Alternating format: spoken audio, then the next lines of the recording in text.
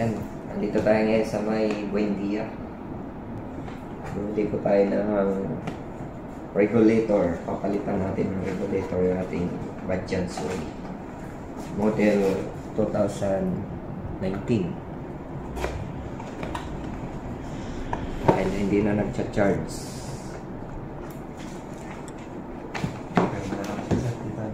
Yan natin. Dito po sa may check? Opo, sir. Sa may San Luis Street, Pasay. Ayun, kay San Luis Street. Kay Sir Vico po. Kay Sir Vico. Dito lang po, marami pong available na pyesa ng Bajaj Sway. Kahit Maxima meron. Naka-discount tayo ng 3,090. Pero may discount po tayo ng naging na lang siya. 2,780. Yun. Naka-save tayo ng 300. 200. So, malaking bagay na po yun. Naka-save tayo. Ayan po. Ano po pangalan niyo, sir? May Garcia po. May? Opo, May. May Garcia. Si sir, yung nasa counter na yun, dati babae. Deo. Deo. Oo. Chinese New Year ngayon eh. Deo pala. So, Ponghi Pancho yun. Ponghi Pancho yun. Yan. Thank you po, sir.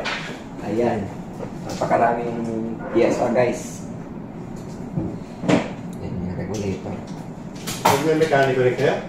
Hindi, sir. Ano lang, pinapanood ko sa YouTube kung paano magkabit.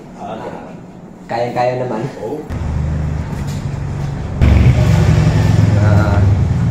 Ayan po yung nagsiservice din po sila dito kay Sir Vico. Yung mga may problema sa tri-wheel tok-tok nyo, pwede nyo po dalhin dito para ipaayos.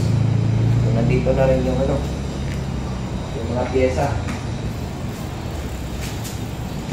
Ayan. Thank you, sir. Okay, Sir Vico.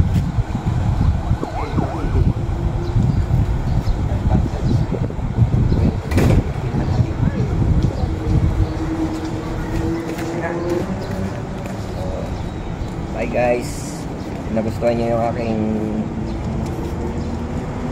vlog, paki-like and subscribe na lang po at paki-pindot na rin po ng notification bell nang ma-update po kayo sa aking mga susunod na videos. Thank you guys, bye bye.